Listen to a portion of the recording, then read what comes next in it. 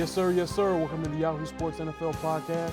I'm Yahoo senior NFL writer Therese Paylor here with my main man and fellow senior NFL writer Charles Robinson.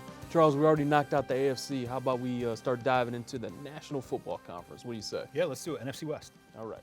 Now we're going to wrap up our preseason coverage today. Like we said, we already ran through the AFC teams. We're talking NFC. So make sure you check out that episode if you missed it. So just to be clear, to run through the format here, Charles and I are going to go through each division in order of worst to first, our projections for 2019.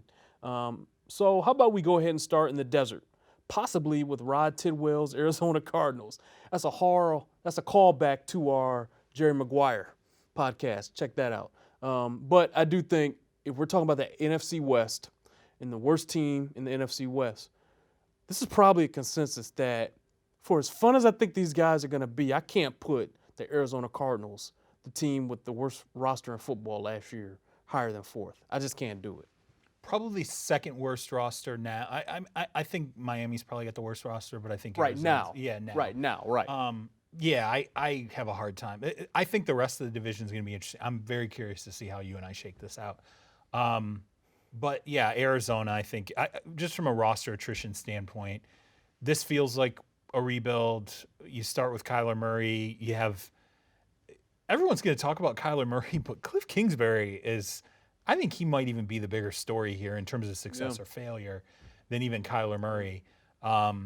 You're talking about a guy who has a ton to prove. I mean, we know about the story about Texas Tech, gets fired at Texas Tech, has a cup of coffee, no real meaningful experience at all at USC as offensive coordinator before he leaves to go to the NFL. And, for Kingsbury, I want to see if he could really adapt that spread offense that he ran in college, if he can adapt that, to Arizona. What's interesting to me, and you and I talked about this earlier today, when you have veterans who are coming out and saying the rookie quarterback, it's a good thing, man, knows the system as well as everybody except maybe the head coach, that tells me two things. Number one, it's a good thing because, hey, speeds up that curve of development for probably the rookie quarterback having an impact. But then on the downside, it means a lot of veterans don't know the offense that you're running right now and are trying to catch up. So the talent deficiency and then a lot of those veterans molding into that offense is what makes me a little nervous. I want to start hearing some of the quotes from the players about what Kyler looks like, because they're all going to say he looks good. But it's the level of excitement they have about it that's going to tell you how true it is. I'll never forget covering the Kansas City Chiefs. Of course they said Patrick Mahomes looked good, but it was the look in their eyes when they said it. Right. It was the look of bewilderment and just like the dude, I'm telling you, this guy's ridiculous. Right. That's how you know. Right. So I can't wait to start seeing some of these interviews with guys when the pads come on and seeing what their body language is like, because that's going to tell you how good this guy really is. What makes me scared for the Cardinals and why I think this is probably the second worst team in football, you're not just running the air raid offense and you're worrying about the quarterback, but they don't have a good offensive line. They didn't have a good offensive line last year. The really scary thing is adapting the air raid to now the offensive linemen who were bad last year. It's a bad offensive line. I don't think it got better. Right. And also have a bit of a concern about the fact that I think Kyler Murray is going to help that offensive line because he's mobile, but he's still little. Right. It's not like this is Cam Newton who could take the punishment. This is a small guy. He's going to need some protection. So actually, as much as I like the fit with Kyler Murray there, I think it's a bold move. So is hiring Cliff. I kind of get that, even though I think it's still ridiculous. Steve Wilkes got 1 year. It's a bold hire. It's a bold hire. Okay, fine. They're still going to have to protect him, Charles. Right. Because this is the NFL, and there are people in this league still that are as fast as Kyler Murray. As wonderful as I think he is, and I think he passes the ball better than people want to give him credit for. I think the pressure is really going to be on that offensive line. And also with a defense that, frankly, we're going to have to see. They're going to have to be a little more dynamic than they were last year.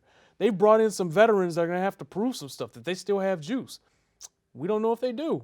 I still think this is the worst team in the division, but I do think that if things break right, let's say that this air raid offense is a hit, and Kyler Murray is a star, which I think is a possibility. They might not finish last. They would finish third. But I'm not going to pick them to do that. They're going to have to show me. Right. All right, so moving on to the third team in the division. And I actually, believe it or not, I actually kind of went back and forth on this a little bit because I do believe in Kyle Shanahan, and I do believe in Jimmy G. But I'm still going with the 49ers third here. I can't bring myself to put them above the Seahawks, although I am worried about the Seahawks pass rush. I wonder, so I went to their full squad training camp. Now, ton of guys injured. Okay, like it was kind of a wreck in terms of the guys that weren't there because of injury issues. This is where we're going to disagree. I'm going to put Seattle third here. I get it. I thought long and hard about it. I think some people will be up in arms about that. How could you put the 49ers ahead of them? A couple of things here. Number one, I think Doug Baldwin's a bigger loss than people really understand. I think Frank Clark's a bigger loss than people understand. You mean LJ Collier's not going to be Frank Clark? Not quite. Right. It's a slight drop off. And then I think, locker room impact. You talked about it, Pete Carroll, not being entirely happy to lose Frank Clark, which is a big deal. But then beyond that, I think here's the thing that's interesting to me. Russell Wilson played unbelievably last season. Yeah. Unbelievable year. I think for them to ascend in this division, Russell Wilson has to have another absolutely unbelievable season after losing Doug Baldwin. I think that there's too many things that have to break right. Not that there wouldn't be for the 49ers, but I think there are a lot of things that have to break right for Seattle to be an ascending team in this division. I still think they're sorting some things out in Seattle in terms of how they're positioning the future, some of the guys they're going to extend contract-wise. So here's my thing with the 49ers. I went to 49ers full squad mini camp, and even though there were injuries there, I sat and I looked at that roster. This roster is better. Like there's no doubt defensively, particularly the defensive front, if Nick Bosa can give them something. You're not hearing it yet. You're going to hear them talk about Solomon Thomas. I think they feel really good about Solomon Thomas. I think they're nervous about saying some of the good things that they feel about Solomon Thomas because of the fact that he has not lived up to the draft position, obviously from before. I think defensively, Richard Sherman is going to be closer to being as healthy as he has been in a long time. I just think the 49ers have a lot of things defensively where you're going to see the talent level is better defensively for the 49ers, and they feel pretty good about that. And then offensively, Jimmy Garoppolo being back, night and day difference. Not only that, he has spent the offseason working with a quarterbacks coach who has tutored every mega quarterback almost in the game now. So I think he is also a guy that could not only come back healthy, but could actually be a better player. I think he knows Shanahan's offense fully now. I think signing Tevin Coleman, Breeder's already a good back. So, right. And so I think from a running back's situation, being healthy again, getting guys back at the running back position, you have some depth at running back. Wide receivers going to be more competitive. It just looked like a team. Debo Samuel's going to help them. Yeah, I think wide receiver, their wide receiver position is going to be more competitive. So that's what I'm saying. Like I actually struggle with this. Like I think the 49ers could easily finish second in this division. I'm going to pick them to finish third. I do have some concerns with them. Namely, I don't think this team takes that next step unless those edge rushers hit. And Nick Bosa and D Ford, those are two guys that have been hurt in the past. Right. So if either one of those guys gets hurt, the upside for that edge rush changes dramatically because we already see Solomon Thomas isn't the same guy outside as he is inside. So that's something to be a little concerned about. Also, while I do like Debo Samuel and Dante Pettis too, like they still need big plays from those receivers. They got to deliver there too, right? So I think Seattle. Tell me why Seattle. What do you like about Seattle? No, I can tell you. I think I am concerned about Doug Baldwin, not just because of his on-field impact, but his mentality. Angry Doug, that's the kind of attitude you need from some guys in your room, but it's not like this is a pass-first team anyway. Last year's team was a run-first team. All those guys come back. The running backs would be better. It's still a run-first team, and they still have a great quarterback who is back. And by the way, I think Tyler Lockett's underrated. And I also think there's a chance DK Metcalf, who was drafted at the right spot, second round, there's no pressure on him now. Now he I can don't just. know, man. There's a You think lot of so? talk about him right now. You think so? Yeah, I think already. Okay. Well, I don't think it's less than it would be otherwise I as a will late second round bet pick. you Metcalf ends up being. You know how we always get it was like Cortland Sutton last year in Denver. Oh, you Remember, think like he'll kind of be the? That's interesting. The darling of training camp. I'm telling you, I believe will that. bet you DK Metcalf will be the NFL's darling of training camp. But here's the thing: he might hit on it because I told you during the pre-draft process, if he's just allowed to go out there and run the Ted Ginn route tree, he's going to be good. And where they were able to take him, that's all they That really. would piss him off because he spent this whole Well- ever since the draft he's been like, I'm not just a go route guy. I Well, swear. Too bad. We'll Like see. that's what you should be. Well, look, let's see. No, let's see. Right? Like, great. I like hearing that. Like, does he want to be more than that? That's great. Right. Because physically, he's got the goods. So look, I just think that the offense is already geared toward running the ball. I am concerned about the edge rush, but they still have guys. Bobby Wagner, Jerron Reed. There's still some really good players on the defense. At the end of the day, I'm going with the proven commodity, with the proven quarterback, and a team that I know is well coached. And no matter what you say, the Seahawks are well coached. You can say a lot of those same things about the 49ers, but I just think the Seahawks are proving it more. So I'm going to go with them number 2 and the 49ers number 3. But it could easily flip-flop, and I really wouldn't be surprised if it did because I thought long and hard about this. So we're gonna. That puts us in a position where we're going with the LA Rams at number 1. I think we have to, right? We have to. I think we do, right? Okay. They're so talented, right? They're so now. Do I think there will be a Super Bowl hangover? Yes, because I don't think they're making the Super Bowl. I don't. I think that when a team gets to the Super Bowl and they lose, almost always they'll make the playoffs the next year and lose in the divisional round or something. I think that's going to happen with these guys. It's just such a crescendo to kind of build to that moment and fall flat. Not only do you have the extra mileage on your body from having to play an extra game or two, it's just such a disappointment. You rarely see teams bounce back from that immediately in the National Football League. So I think they win the division. And there's a chance they don't, but I'm picking them to win it. I don't think that they're going to go to the Super Bowl, Charles. I think so. Cooper Kupp being healthy and back It's a big thing. is a big thing. I'm curious to see what's going on with Todd Gurley. I'm not a believer. I personally believe if there's really the tendonitis in there that people are saying is in Glad that you brought knee, that it's up. something that's going to linger.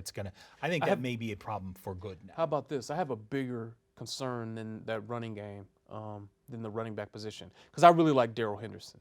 I think that Sean McVay is going to scheme things up well enough that, look, Darrell Henderson is a big play back. His vision, people said it was shaky, but McVay's going to scheme it up to the point where that won't even be a thing. So he'll be a really nice replacement when necessary, a complement if Gurley is there. I think the offensive line, man, they got to replace some guys. There's a couple first-year starters on the line now. Those guys are going to have to bring it and kind of step in and kind of continue, the level of nastiness the prior group had, because when you watch the Rams on tape, they got after you up front. Right. Okay, some of these guys are pretty good players that they lost. So, I think that's a concern. I think what's interesting to me is, and you're absolutely right, I'm with you on the offensive line. I'm curious to see if defensively, Sue did not, to me anyway, and I went and saw them, and I actually talked to Sue in the preseason last year. I didn't feel like he lived up to what Wade Phillips hoped he would No. do. I don't think he remotely Playoff Sue was approached. good, but you're right. Playoff Sue was good, but I still think Wade Phillips imagined him stepping back into real dominance, and Right. it just never really happened. Yeah. You have Clay Matthews going there. You have Eric Weddle. Okay, so you have, and to me, these feel like Sue additions. They do. Clay Matthews had kind of flamed out with the Packers, was a shell of what he was in his heyday with the Packers. Weddle was a guy that I think very respected, particularly sort of the veteran mentality he brings to the game, his stubby habits, a lot of these different things. Hasn't produced a ton of turnovers, when you kind of look at, the playmaking and stuff. But those are two additions that I can tell you, and I'll see the Rams. Wade's going to be excited about those guys. He's absolutely going to be excited about those guys. My question is, are the defensive additions that they made, the sort of long-tooth aging veterans, actually going to flip the switch that Sue didn't consistently last year? Yeah. If they do, I feel pretty good about where the defense can be. If they don't, I've already heard Weddle say I think he was saying the best secondary I've ever played in, which would be pretty dramatic if that's true. We'll see. I also think like a key to them kind of taking that next step on defense is like they got to get the best version of Marcus Peters. Like they have to get that. Now it's a contract year for Marcus. But I can tell you, like I was talking to some guys over the summer. They were surprised about the way, guys in the league, they were surprised about the way Wade Phillips used Marcus Peters, especially early and midway through the season. In Kansas City, they did protect him. They let him read the quarterback's eyes. They let him play off the line of scrimmage. They kind of let him take educated gambles because he is a smart football player. Like he actually diagnoses routes really well. But if you look at his Kansas City tape, they very rarely put him in positions where he had to turn and run with guys. Right. Oh no, wait. Right. He was like, hey, good luck. Yeah. Get better. Slot versus Michael Thomas. Yeah. Have fun. Yeah. The Chiefs never did that. Go back and watch Edelman. I mean, really, Edelman against anybody in their secondary in the Super Bowl. I mean, it was unbelievable. That's what I'm saying. I think, opponents were surprised at the way they used him. He's still a good football player, but it's up to the Rams to get the best version of Marcus.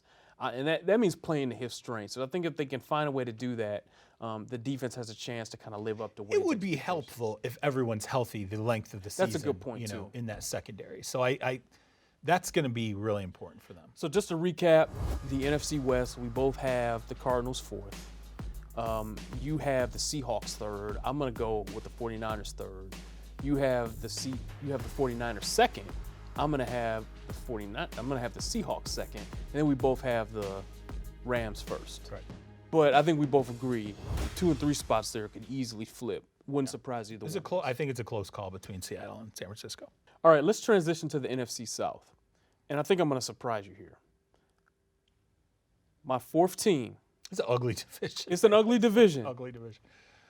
I think it's over for Carolina. That's my surprise. I got them finishing last. Okay. I just don't see it. I got a lot of faith in Bruce Arians. If you look at it, Jameis Winston should be entering his physical prime right about now, and we know what Bruce Arians can do with young quarterbacks. Bruce Arians knows what knows what he's doing when it comes to coaching offense. I think that team's gonna be a little better offensively than people think because of Bruce. Carolina, on the other hand, I mean, there's still questions about how healthy Cam Newton is. I'm not crazy about that. I do like some of the weapons around him, right? We talk about McCaffrey. We talked about Curtis Samuel, DJ. These are good football players, but I don't feel like this team is trending in the type of direction that I prefer. And I feel like this is a team that could be on death watch duty, a term from the Bill Walsh book we both read, Finding the Winning Edge, pretty early if they get off to a bad start. So I'm actually going to go with Carolina because I don't see a whole lot of ways, Charles, that they got better this offseason. You thought you'd surprise me. I actually agree. Oh, no.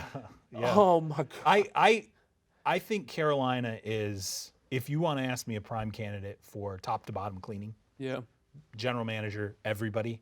I think the Carolina Panthers. And I think when you talk to people around the league, even guys who are starting to think about general manager opportunities, things like that, the team I hear come up more often than not is the Carolina Panthers.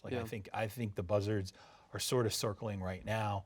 I think there's question about, let's see what Cam looks like throwing the football. Geez, it's not good that we're once again asking questions about a Cam Newton surgery and what he's going to look like, his health throwing the football. I'm with you. I feel like there's aspects of this that aren't trending. I don't see Ron Rivera reinventing really what the Carolina Panthers are right now. I feel like they're kind of running it back. But, I feel like it's a team that kind of got old kind of quick. Well, it's funny because they do have progressive pieces of that offense that are very nice to watch. I guess I'm talking more about the defense. I don't know, man. I'm not seeing a whole lot on the defense that's going to get me fired up. And look, I like Brian Burns, but Brian Burns, it looked like he weighed 235 pounds last year.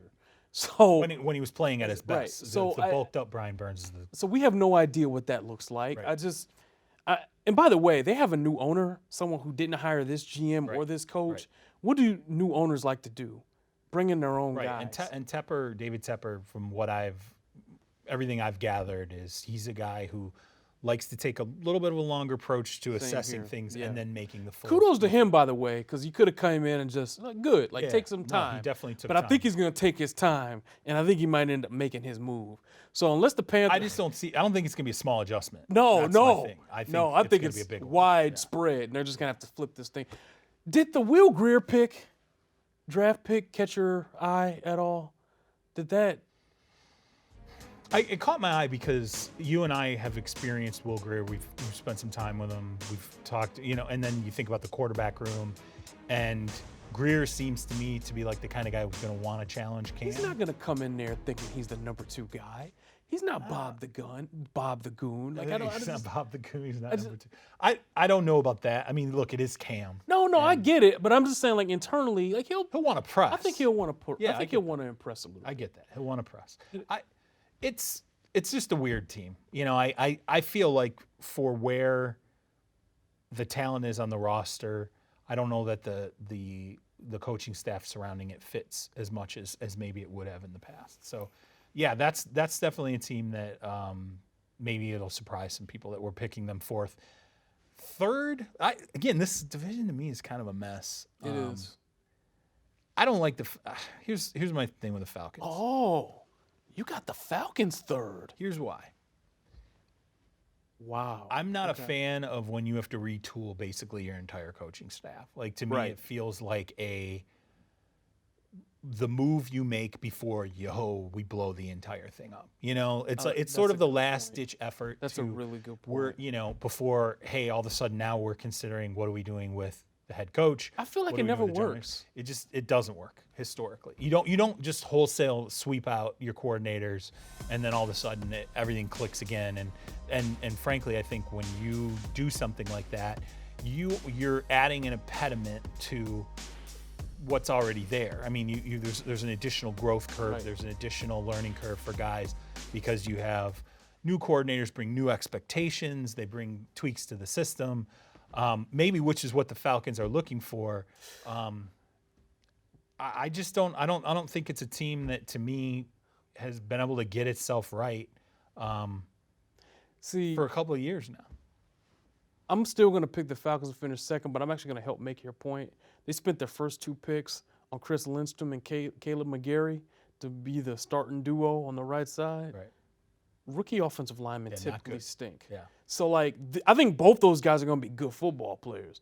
Whether it happens this year, in enough time to save these guys, I don't know. And by the way, the veterans they signed to help on the offensive line they're kind of just stopgaps too. So it doesn't really. It feels like a lot of this is really, to me, I look at it's like Dirk Cutter. It's like, this is the guy. Like if someone were to say to me, well, tell me why the Falcons, say the Falcons go 10-6 to 11-5, like just say they have exceed expectations, they're a really good team. I'm like, then Dirk Cutter brought him back. He brought him back to what they were a few years ago when the offense was just sick, but the personnel is not exactly the same. The age of the personnel is not exactly the same. As you said, you're dealing with rookie offensive linemen, which is a problem. So yeah, I'm going to surprise some people, and I'm going to put the Falcons third, which leads to wait. Actually, so who are you? Are you putting the Falcons third? No, I'm putting them second. Okay. I'm going to go with the Bucks. And here's the thing, I respect that. Like I hear you putting the Bucks second. Okay, so let's talk about the Bucks. But I like the Bucks. I'm not crazy about the overall talent level of the roster. But I do think Jameis will be better. Arians is getting Mike Evans the ball. He's going to get these guys the football, and he'll get the best out of Jameis. I'm just not crazy about the defense, to be honest with you. They let Quan Alexander go just so they could draft Devin White. I mean, just keep Quan Alexander and then draft someone that can help you now at another position. I don't know. I just don't know if they're going to get better fast enough on defense for them to finish higher than third. I mean, it could happen, or both the Falcons and Bucks could both finish 6-10. Right. I see. Okay. And that's my thing. The Bucks, I'm putting the Bucks second, but I said, but it's like division. a soft second. Soft second. I don't think the Bucks are going to make the playoffs. I think there's going to be one team that makes the playoffs, for the NFC South. I don't think the Bucs make the playoffs. Yeah, I think it's 100%. the Bucs are a mediocre second place team. So which means what? They could be 7-9. You know, they could be. I mean, honestly, could they be 6? It could be worse than that. I mean, yeah, this is a bad. I'm not a fan of this division at all. I think that there are a few quarterbacks that we've seen Arians work with who don't become better players if they have a tool set. Okay. Jameis does have a tool set. Like, he does. Jameis has talent. Like, he does, for real. He has talent. And big game moxie, too. But and that fits, by the way. Like, the Jameis mentality, sort of the way he is, it fits Bruce. The no risk it, no biscuit, like all that crap. It fits Jameis Winston. And I wonder if Arians can also play a role in helping getting the most out of Ronald Jones. Like, Jones was a second-round pick last year. He busted really hard last year. He busted really hard. And he's tried to become more physical. Right. He's added weight this offseason. He's working really hard to not be that guy he was in year one. My question for you is, who's the last running back? Ooh, I mean, and I'm sure they're out there, but off the top of my head, it's a struggle for me to come up with one who really busted in year one and then really got himself together after. I don't remember anyone busting as hard as Ronald Jones did. Like, just not hitting the field. Yeah, just for a running back to just not hit the field. It's crazy, right? I mean, the guy just was never really a factor. Was never going to be an active roster. I mean, like, it's crazy. It's his second year. I wonder if Arians can help get something. If they can get something out of him, that'd be pretty helpful. And also, like Shaq Barrett, he's an edge rusher they added. He's a helpful player. But I think we agree. I think both the Falcons and the Bucs, you can flip-flop them, like, fine, I'll take the Bucs third, and you can take the Falcons third. At the end of the day, they're still in that tier. Like, they're not going to win. 2 through 4 in the division, we're not going to be blown away by. No. But the first team, the Saints, you like 100%. Yeah, like I'm picking the Saints to go to the Super Bowl probably. Wow. Okay. Holy cow. I think Sean Payton masterfully played the NFC Championship game disappointment. Because guess what? Marcus Peters, those guys had a point. Like, run the ball. And he was able to deflect it because of the non-penalty call. Sean Payton masterfully deflected some of his own play calling by, like, playing up the no call. Like, that was masterful. Kudos to you, Sean. But I actually think they're going to use it. And because he's able to deflect it, there's not a whole lot of, I think this is a good thing for him. And I think that team is going to be able to take the next step. They got the alpha dog quarterback. They got a great do-it-all weapon in Alvin Kamara. And Michael Thomas might be the best receiver in football. At the very least, he's the evolutionary Chris Carter. I'm just a big fan of what the Saints have. And I think that's a team that's going to be poised to take the next step this year. I think the one thing that made me nervous about the Saints is when you look at the last part of the season in 2018, Breeze dipped. Like, his at least the passing offense dipped. Like, it wasn't the classic Drew Brees passing performances the last 5-6 games of the season, and I'm talking of the full season, last 5-6, I guess, starts of Drew Brees. So to me, that's a little bit problematic. But the second I start to think about questioning Drew Brees, a couple of things are going to happen here. Number one, Ginn's healthy and going to be back in the fold. And Ginn is a guy who matters in that offense. Okay, don't forget Jared Cook, too. And they got him, too. That's the other one. That's the one. They added Jared Cook, who, I hope he's the player that he was in Oakland. Because if he is, and let's be honest, if he's not, Drew Brees loves a guy like him. Absolutely, like, that is a Drew Brees guy, okay? So Jared Cook should be a huge addition. He'll get a lot of open opportunities. Yes, and if Ginn is healthy, that adds, particularly to the deep layers of that offense, adds the option that opens up so many other things for New Orleans on offense. So to me, offensively, that pass game should be really good, and I would be surprised, especially in a bad division, if they do not finish first. I don't know, to me, if that's the shoo-in Super Bowl team, but that's definitely, I think they win this division. And if they don't, something broke down in a bad way. Yeah, no doubt. It would also help if they got something from Marcus Davenport, more than they got last year. For the investment, for sure. Right, 4.5 sacks, you probably need a little bit more. If he takes another step, that could probably help this team, right? Let's move on to the NFC East. I'm reasonably certain we're going to be in lockstep here, at least at number 4. I'm going the New York Giants. You know, this is a team that went 5-11 last year, and has been widely panned for kind of their offseason moves in general. You know, you trade away OBJ. People in general hated the Daniel Jones pick. You know, Dave Gettleman's taken a lot of flack over the last several months. Look, anything can happen in football, but based on like kind of what we've seen, I don't see a whole bigger path for this team to get a whole lot better. Now, I do think the offensive line, which was a train wreck last year, will be better. All right, like Zeitler's going to help them. Sure. Like the offensive line is going to be Tyler's a good pickup. That's right. A really You know, good like that. But there's some duplicity here. Like they signed Golden Tate. They already had Sterling Shepard. They have Evan Ingram. Like those guys all do the same thing, right? Like the skill set's very similar for a number, particularly in the wide receiver spot. I'm with you. I think it's the 4th place team in the NFC East. I think this is the transition year, you know, and I think this is the transition away from Eli. I would not be surprised if Daniel Jones starts some games for them this year. Taking Odell away is significant. I think Landon Collins, Jabril Peppers is not. He's gonna just be a guy. When I talk to guys around the league about acquiring Jabril Peppers, they're like, he's just a guy at safety, you know, and he's also a guy you don't want matched up in coverage a lot. It's troubling. So it feels like the transition year, but the transition year that will be saved flat out. If Daniel Jones, let's say if they go 4-12, but Daniel Jones comes out and he shows like, hey, wait a minute. Actually, all the stuff that, you know, guys are saying, you know, the positives that, you know, David Cutcliffe was selling and all these things. If he looks like a player who Dave Gettleman believes he is, it won't matter if they go 4-12. People will go, guess what? We got our quarterback and we got Saquon Barkley, and okay, good. Now we got the nucleus to build with. Yeah, he's got. They can go 4-12 if he hit on that. If they resolve the core. It's what you know what that is. That's Sam Darnold with the Jets. That's it. If you hit on the quarterback, you can go 4-12. But I don't. I think this is a transition year for them, for the Giants. I'd be surprised if they were anything better than a 4th place team. It is set up for them to. I mean, there's 2 ways that Jones thing can go. On the plus side, everybody hates it.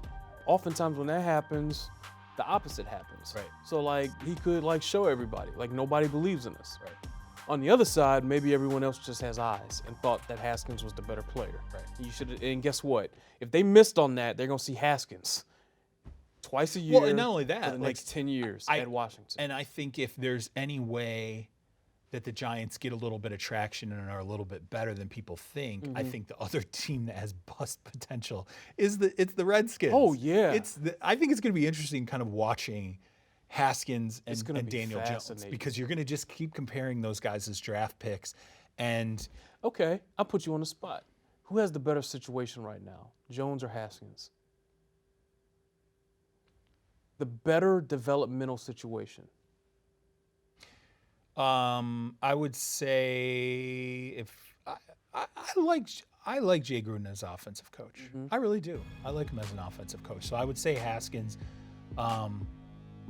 because of the fact that, look, I think Darius Geis, if he's healthy, showed us he could potentially be a pretty good running back. He's not Saquon. Like, we know he's not Saquon.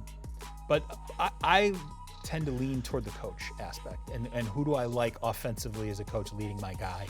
And I do like Jay Gruden. I think he's actually a pretty good offensive coach. So if I were to pick a situation where I'm like, who do I want developing my offensive coach, I would pick Jay Gruden out of, you know, that when you look at those 2 teams and the staffs and who's leading the player. Plus the fact that, you know, you've got a guy in Case Keenum who's ahead of Dwayne Haskins. Doesn't feel to me like a huge impediment. No. Whereas it's going to be awkward. Start some games this year. And it's going to be awkward. He won't start the year. But, sure. Because they got a tough schedule. Well, like the Eli Manning thing is going to be awkward. When I was at the Manning Passing Academy, it was like I could tell it felt tense with the Mannings, because it was sort of like, you're going to ask Eli questions about, are you starting? What's the deal here? I got you. Even Peyton was getting asked questions about it. I'm like, man, we're in Thibodaux, Louisiana, and there are people asking questions right now about Eli.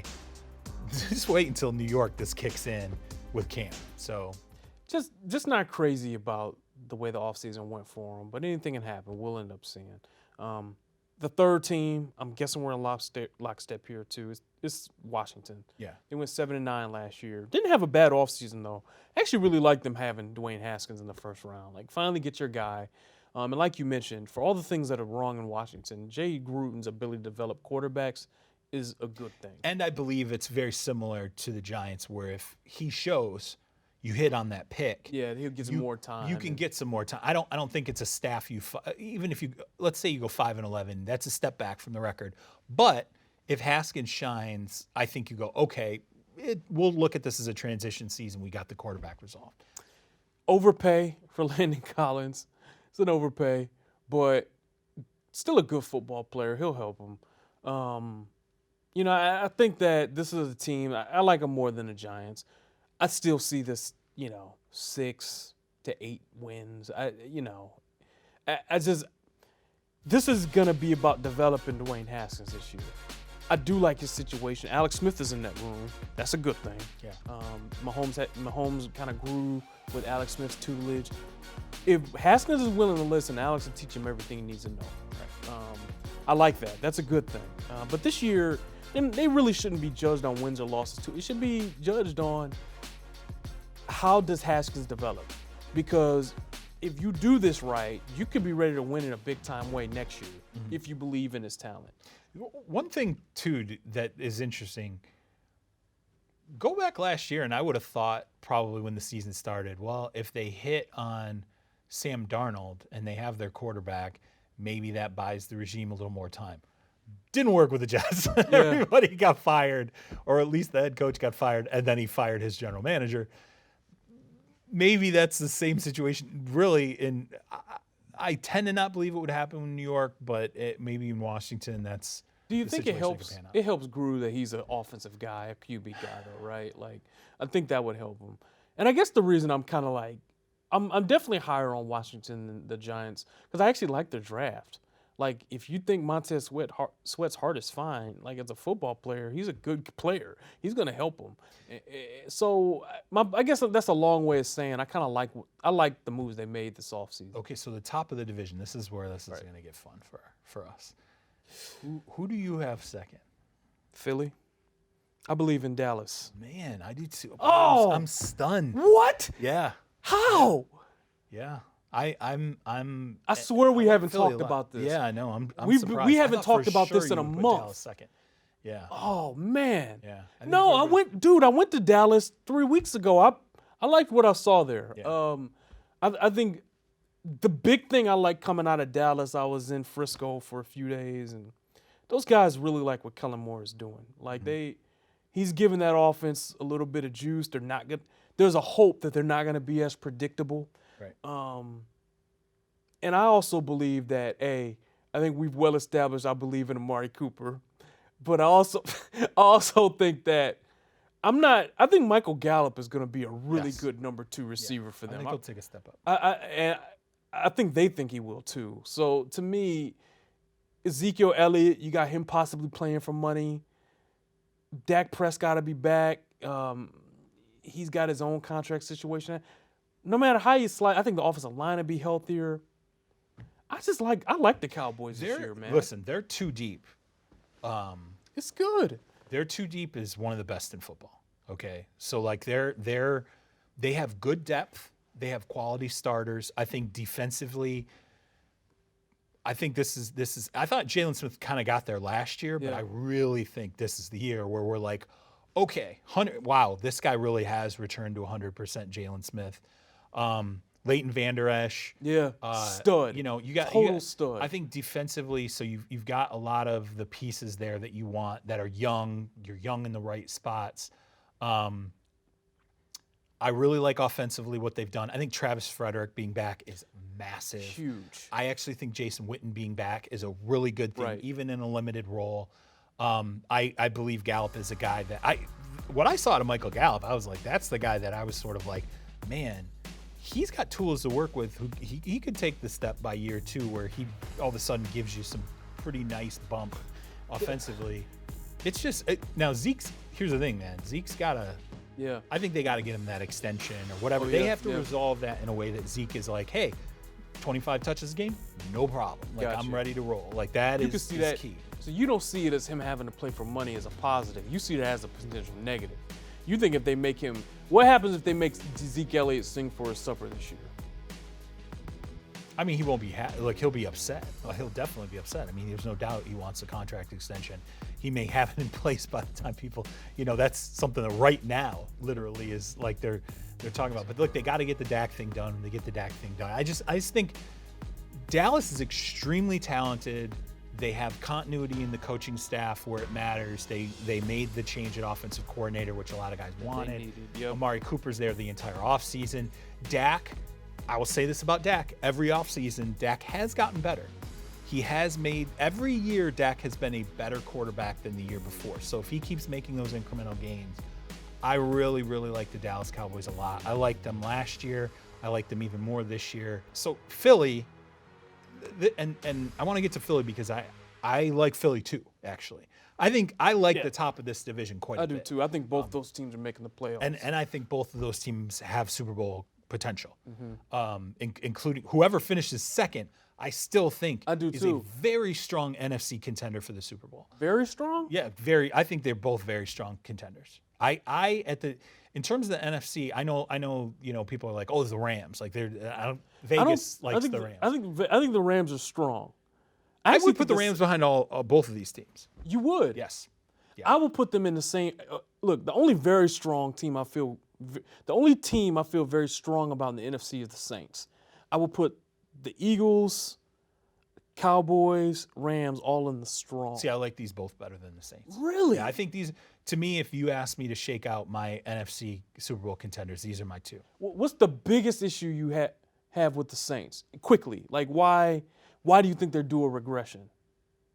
I just do not like like I said, when I looked at the last 6 starts, Drew Brees, his passing numbers declined a little bit. Okay. I mean, but again, as I said, health assigning, we'll see. Okay. But, let's talk about the Eagles, though. The Eagles and the Cowboys, what I see is youth and ascension in a lot of these teams. And here's the thing about the Eagles that is either going to make them or break them.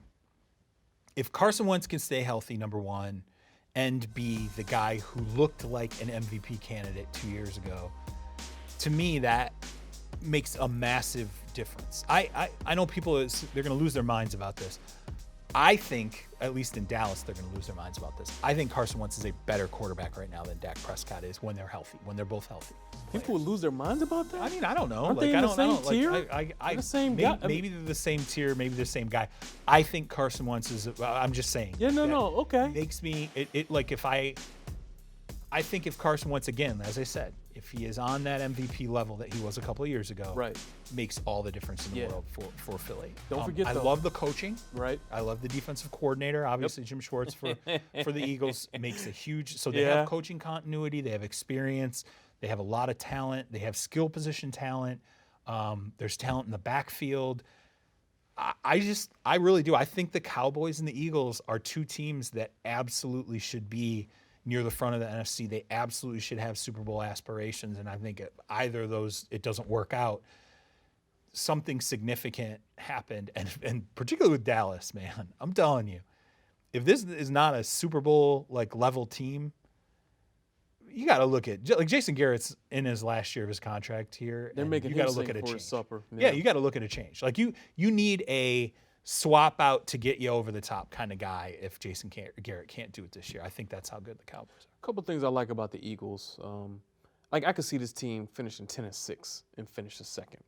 One thing I like about them, I like the addition they made to the running back group. Miles Sanders, Jordan Howard. That's because look, we were calling for Le'Veon Bell to be an Eagle. Right. We thought that could have helped them. Right. Howard was such a cheap addition too for what they gave up. Right. So the offensive line should be better. It should be back and better this year. That's a good thing. And it feels like the guys they lost, they replaced. I just think that they did a really nice job adding to this team. Deshaun Jackson, like Howie did a nice job kind of fortifying this team and giving Doug what he needs. The pieces that they lost, they could afford to lose. They Right. had figured that out in advance.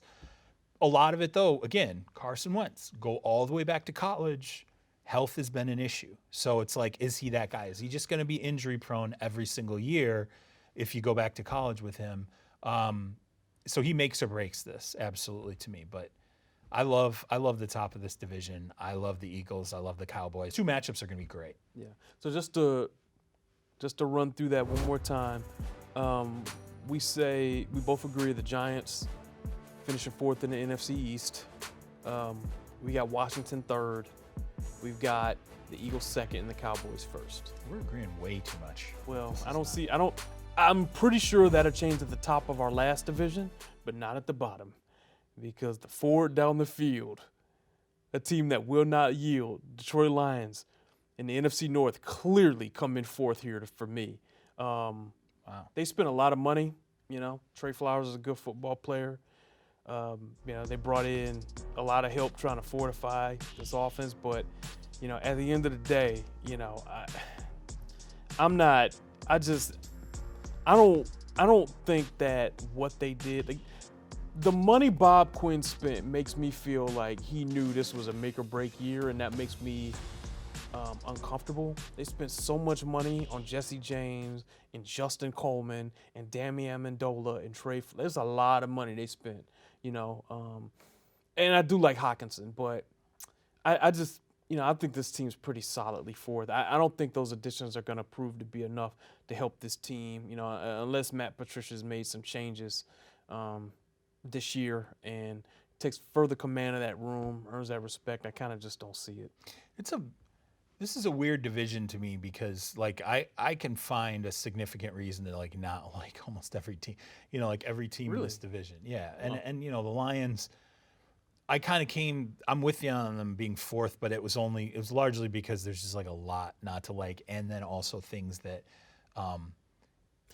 a lot of additions, they paid a lot of money to. I don't think Trey Flowers, for the money you paid him, you would expect him to be like a 15-sack guy, like a big transformational. He's just not that guy. It's just a lot of money on guys. I feel like if you had them on Madden, you'd be trying to cut them or trade them. It's just a lot. For the You're money. like guys that are like pieces. Yeah, they're pieces, but they're not cornerstones, right? But So that's troubling. At this point in his career, I think Stafford is what he is. He's going to drive you nuts. He's going to have some games where he looks amazing.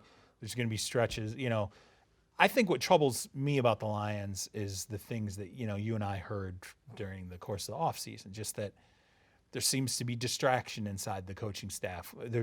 Matt Patricia, I think, is concentrating on things that don't matter. What people are saying about him, the criticism he receives, like, who cares? Like, man? Bill doesn't get, right. Who cares? Guys who leave Just Bill coach. Belichick, who leave New England, to me, the one thing that happens, Bill just doesn't care. Like, he's just like, whatever. Like, if anything, the only reason he cares is use it as some sort of Machiavellian motivation, like finding that thing. And to me, I think Matt Patricia does care. Like, he cares about. You shouldn't. And that's a problem. And You're a so, millionaire head coach. And I of think a pro players football see that, team. man. Yeah, man. I They hate it, absolutely man. think Like, they see that. players don't like respect that or like Right. need that or like, just focus on leading the team. There's a sensitivity there that is troubling. It reminds me, honestly, of Josh McDaniels when he was in Denver. Does it really? Yes. Wow. I felt like Josh, when he was in Denver, was remarkably sensitive to criticism, to people questioning him, to the beefs he had with players and like Jay Cutler, like how that whole thing disassembled. It reminds me very much so of what happened with Josh in Denver. So all the best coaches I know like don't care. Like it, but okay. So we'll see. We'll see what happens with the Lions, but we both have them 4th. right. 3rd, this actually wasn't easy for me because this is hard for me to like Tough one. willingly put Aaron Rodgers 3rd in his own division. I don't care how old he is; he's still Aaron Rodgers. Wow, But I'm okay. gonna do it. They went 6-9-1 last year. And I actually like some of the moves they made to fortify the defense. And I love the Darnell Savage pick, the talented safety from Maryland. But honestly, I'm doing this because I just don't really believe in his skill players. And I don't know if he believes in them either, to be honest. I mean, look, they're young guys. Like, all I know is that every time I turned around and I was reading stuff about the skill play, Aaron Rodgers was like openly criticizing criticizing guys. guys. He's talking about, he should have ran a better route. Didn't do right. So There's we a just lot not of going to address that at all. Like, Right. so look, I don't know what his relationship's like with Matt LaFleur. I have no idea. I do think their defense would be solid though. I like the moves they made on defense, and I think it's possible they could even win the division. But I feel better about the Bears, and I feel better about the Vikings at this point. See, I'm gonna put the Vikings third. Oh man, I got them winning the division. Wow. Yeah. See, I'm gonna Really? I'm gonna put the Vikings third. Okay. Great. Okay. So a couple of things here that bother me. The offensive skill position pieces are mostly the same. Like nothing's really changed. Like, and that's not necessarily a bad thing because you have Diggs is a really good player. Thielen's a really good player. Dalvin Cook. Is he gonna be healthy? Like that. That's like, to me, part of what bothers me about this is I think for the potential for that offense to go where it needs to go, for Kirk Cousins to be the player he needs to be, Dalvin Cook's got to be there 100%. I can't believe that you were. I can't believe you were disavowing your cousin Garrett Bradbury Robinson like this. The Vikings' first-round pick, a plug-and-play center. Come on, man. I understand that, but I mean, he's going to there's help only that so offensive much line. a center can do. Yeah. Yeah. I mean, he can help, but again, like, it's fair. I think, like, for me, I really, truly, so much leans on Dalvin. For me, when I look at that offense, so much leans on Dalvin, and then protecting Kirk. And I do. You're right. I am a huge Garrett Bradbury fan. I think he's going to be a great anchor for that offensive line. I still question how good the offensive line is, and I just think they meet their potential if Dalvin Cook is there, touching the ball plenty, healthy, making huge plays. Like, that's how you're going to get the most out of Kirk Cousins. It'll piss people off because they're like, why'd you sign him to that huge deal? If he should be the guy that turns the key. Well, you know what? That's just the realities of free agency. Welcome to, when you sign a quarterback in free agency. So to me, that's why. That's fair. I just don't feel like enough has really changed to exponentially boost them. And I think it's a tougher division. The top three teams, it's kind of a jumbled mess between Green Bay, Minnesota, and obviously the Bears. So a couple reasons I'm going to have some faith in the Vikings here. First of all, this is a team that went far in the playoffs 2 years ago. Went to the NFC Championship game. The second Very defensively driven team, though. Fair enough. But I think I'm putting some faith in Gary Kubiak here. Somebody they hired to help kind of guide this offense a little bit. They're keeping Kevin Stefanski. They're bringing in Gary Kubiak to mold an offense that better fits Kirk Cousins. And I actually kind of like that. Look, it's still going to be. It's good. I like Coop. Yeah, no, that's what I'm saying, right? Like, Coob's that's a thing. Yeah. So I kind of think if you add him to the mix, like he's going to help not just the running game, but I think the passing game too. And I still feel like with Zim, like, they're going to play defense, and they got so many corners. I just like this football team. I believe in Kubiak. I don't know if they can win the Super Bowl. I don't know if they can get there, but can they win this division? If the Kubiak influence is real, I think so. Especially because I kind of think the Bears are due a slight regression. The Bears had a last place schedule last year. As much as I like Matt Nagy, and I think he is a great play caller, I think he's fantastic, and I think that's the reason they're gonna have a chance to make the playoffs this year. They did do some things this year. Like, they're gonna have to prove they're better, right? They traded away Jordan Howard. Man, it sucks they lost Vic Fangio. Right. Like, rough. losing Vic Fangio stinks. Yeah. That's horrible, man. Okay, so for me, I put the Packers second, and the reason why I put the Packers second, so obviously I have the Vikings third. Okay. I have the Lions fourth. The reason why I put the Packers second is I don't discount the Rodgers, Mike McCarthy stuff last year. Like, Okay. I just, and not only that, I don't discount the Clay Matthews, Mike McCarthy stuff. I think there was a lot. I don't think Rodgers was the only guy. It's funny to me that Clay Matthews is just like completely got like separated. That's really there was fascinating. Never any Clay Matthews, Mike McCarthy stuff. That's not true. I think the whole Clay team was could be lifted by this. I Wow. think there were certain veterans. Now, man. obviously, Clay's off the roster now. But what I'm saying is, I think not just Rodgers, but I think it had ended for Mike McCarthy, and it was time. And the separation is going to be very good for Aaron Rodgers. I think that we'll see with LaFleur. Here's the thing about LaFleur that bothers me. I don't think the Titans were devastated with losing him. Like when Matt LaFleur got the job, that's never a good sign. It's never a good sign. And Never. when I called the Titans, and I had a chance to talk to somebody there, he was kind of like, I don't know, like people were like, wow, he got the job, cool. Like they were like, good for him. I was like, wow, that's not really like, it wasn't like a, oh no, we're losing Matt, like what a devastating loss kind of thing. So that bothers me a little bit. But I just felt like the Mike McCarthy thing for 2 years, really, I feel like it was like the last 2 seasons. It just was not working, and I think it weighed on that roster. And I know people are like, well, Aaron Rodgers is 35. He's been banged up. He's been hurt. I think that, as you said, they made defensive additions that I think are going to be extremely important in free agency that I like.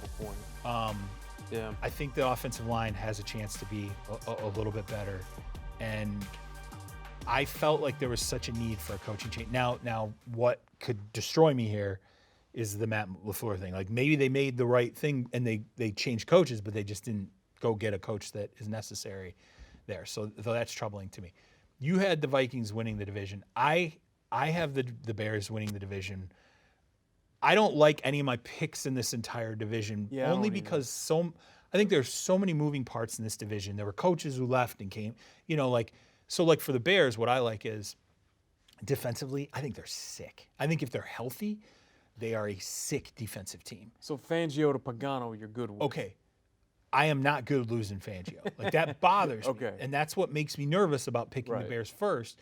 I do like Chuck though. I think Chuck is a very good coach. I think a very good coordinator. I think players really respond to him. He's different than Vic though. Like he and Vic are not the same kind of coach. So that worries me a little bit. But I also think that I saw enough from Trubisky in terms of his step forward last year. And I think they have the running back now that is more suited to the offense that Matt Nagy wants to run. I do like the skill position pieces there.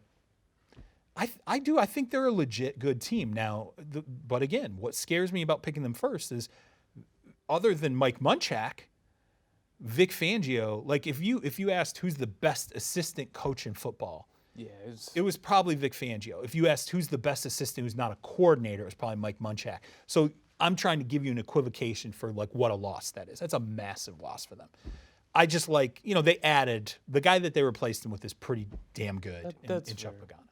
Not crazy about losing Bryce Callahan, one of the best slot corners in football. Yeah. Adrian Amos is a good player too. Right. Safety they lost. And also, we don't know what they're doing with the kicking situation yet, so that worries me too. Would it shock you if their kicker signed a 2-year extension in San Francisco? Right. Would it shock you if that's one of the things that's just like a year-long storyline? I feel like every once in a while, like a good team gets derailed by something dumb, and I hope it's not the Bears, but I wouldn't surprise me if it was. Here's the one thing that I kind of take confidence in. Every year in training camp, a team will end up having sort of a kickoff between two guys who are doing pretty well. Yeah. And usually what happens in those situations is they go with the younger guy and they cut a proven veteran who is a good kicker, but you're like, okay, we have a kickoff between a veteran and a young guy. Not on the roster yet. So I think maybe the kicker's not on the roster yet. I think there's a veteran kicker who could get cut in the I feel like every year we see one veteran kicker gets cut in the preseason who ends up landing on another team just and being like a good that. player. They're good. I got you. That's so I think the Bears are, and I think they will be fishing for that. So the only one we agree with here, which is fine and good, is the Lions finishing fourth. Right. But every other one we are flipped, which is probably ironic. It's probably one of the correct. most confusing divisions. This is a different division, right? It is. This one is different than it could flip. I mean, even the Lions could finish third. We're gonna get screwed. The Lions are gonna be first to win the division. Who knows? And you and I are gonna look like total idiots. That's fine. I think the top 3 teams. There are so many moving parts there that the way those top 3 finish, I would not, if you were like, hey, here's the order, here's the order, here's the order. Any one of those scenarios, I don't think I'd be surprised, except if Detroit wins the division. Then I would be like, what the hell happened, man? Like, what?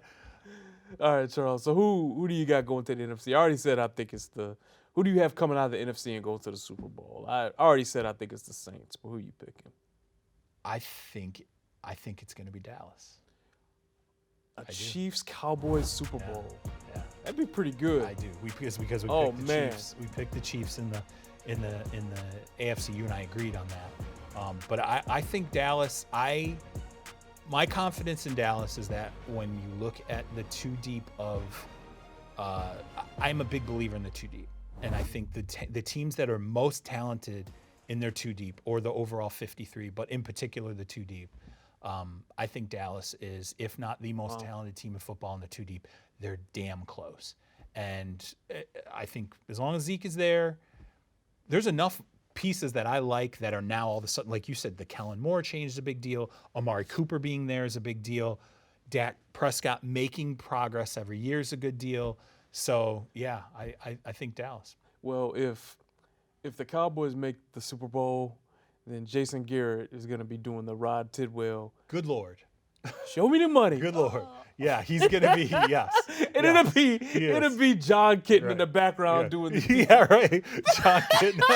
Jerry, hey Jerry, show me the money. Yeah. That'd be great. I hope. That's right. I almost kind of wish for it now. Like I want to see it. I love the Ginger Man. Oh my God. All right. Another good time, man. Fun review and nice recap as we get ready to hit the road and start really taking on these camps. I know I'm going to a multi-city tour. Same for you. Looking forward to kind of reconnecting when we're done and kind of comparing notes. And we can't wait to bring that to you. So we thank you guys for watching and listening. You can follow me on Twitter at Terez Paylor. Follow my man Charles on Twitter at Charles Robinson. Give the Yahoo Sports NFL Twitter handle a follow as well. All right, Charles.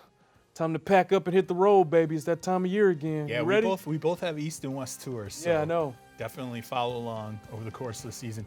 A lot of good info. Yes, and please tune into the podcast on iTunes twice a season, or twice a week this season. Yep. Great first year. Great first year. Right. We have almost like 400 reviews. I think we feel pretty happy about that. So yeah, tune in, rate and review us. Yeah, we'd appreciate it. So, all right, we'll see you guys next time. Peace.